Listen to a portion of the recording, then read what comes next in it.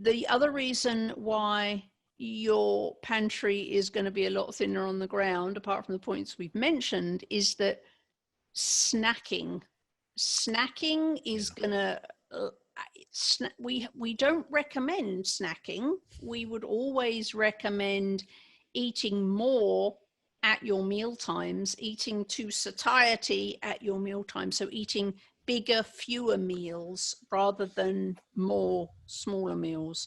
Right. And most people find, in my experience, that if they eat good keto meals, they actually lose the need to snack.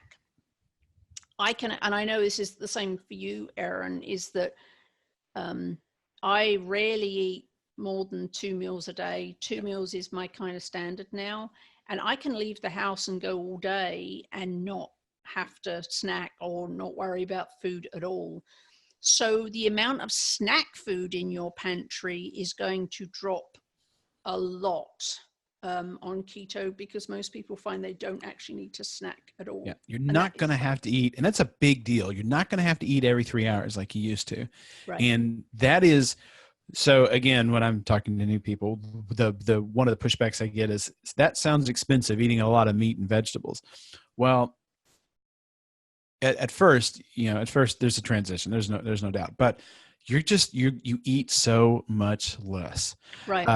In fact, here's one of my favorite posts that I ever wrote on my site. And it's one of these posts that just, as soon as I wrote it, it disappeared into the Ethernet. Nobody has ever seen it. No one searches for this, but it's my personal favorite post that I ever wrote, was breaking down my calories over the time that I lost weight. So I lost 200 pounds.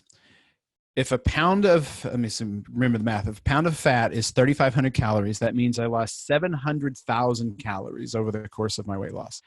I did it over 3 years. So let's call it 1,000. Let's call it 1,000 days. So you divide one into the other, you get that I ate at a 700 calorie deficit every day for 3 years. That's what the ketogenic diet allows you to do. Is that, and of course there are other metabolic advantages of eating keto, and I get that. But whatever the thing is, either I ate less or my metabolic rate went up to the tune of 700 calories a day difference. That's a big deal. That's a lot of food that I didn't eat for 3 years straight, didn't feel hungry, and didn't feel deprived. That's a big deal.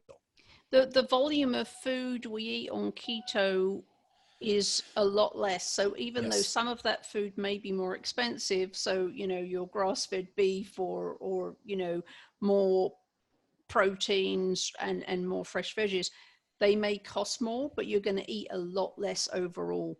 And snack food is very expensive. So if you take all the snack food that you used to eat out of your diet and out of your food budget, you're going to find that more than makes up for the cost of the really, really good, fresh, whole food that you will want to be eating.